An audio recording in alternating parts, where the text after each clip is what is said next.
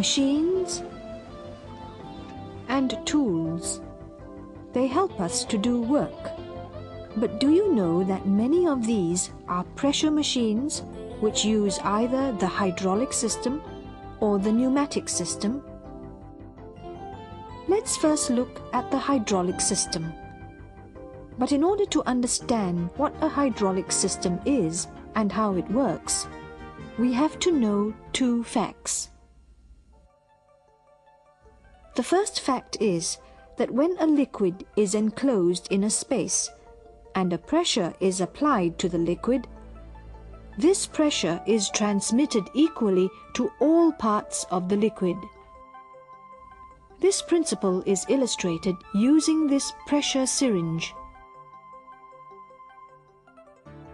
When the piston is pushed down, water squirts out uniformly in all directions from the holes of the flask.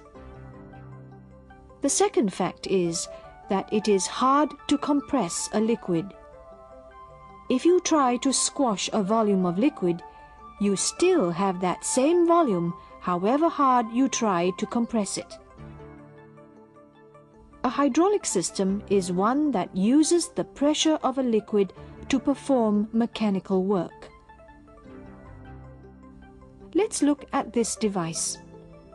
Two syringes, A and B, of equal size, are connected by rubber tubing. If pressure is exerted at syringe A, the same pressure will be transmitted over to syringe B. We also observe that the water from syringe A will move to syringe B, as shown by the upward movement of the piston in syringe B. This demonstrates the two facts which we have just discussed. That is, firstly, when a liquid is enclosed in a space and a pressure is applied to the liquid, this pressure is transmitted equally to all parts of the liquid. And secondly, liquid cannot be compressed. The hydraulic system makes use of these two facts. It can be shown mathematically that if we make one of the two pistons much larger than the other, then the larger piston can raise a larger load.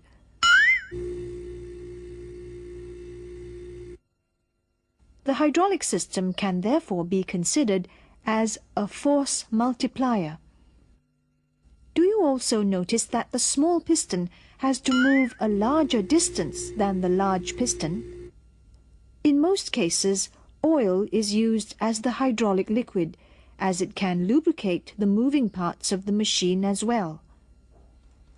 The hydraulic principle is used in many devices, like the hydraulic jack used for lifting cars at the service station.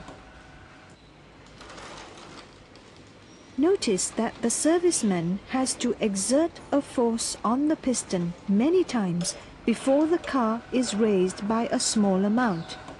Thanks to the hydraulic jack, lifting a car for servicing is no longer a problem. One of the most important components of a car is the brake system. But do you know that the brake system of a car also works on hydraulics? Let's take a closer look at the brake system of a car.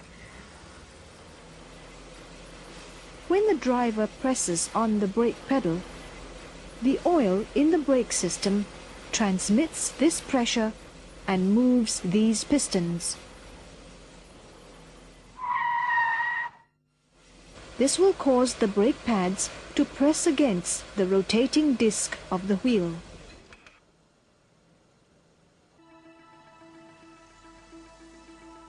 Hydraulics is also used in many heavy machinery in the construction industry, like this loader. Can you see the moving pistons in action? Machines using the hydraulic system are capable of moving very heavy loads. This is a dumper. It also works on hydraulics.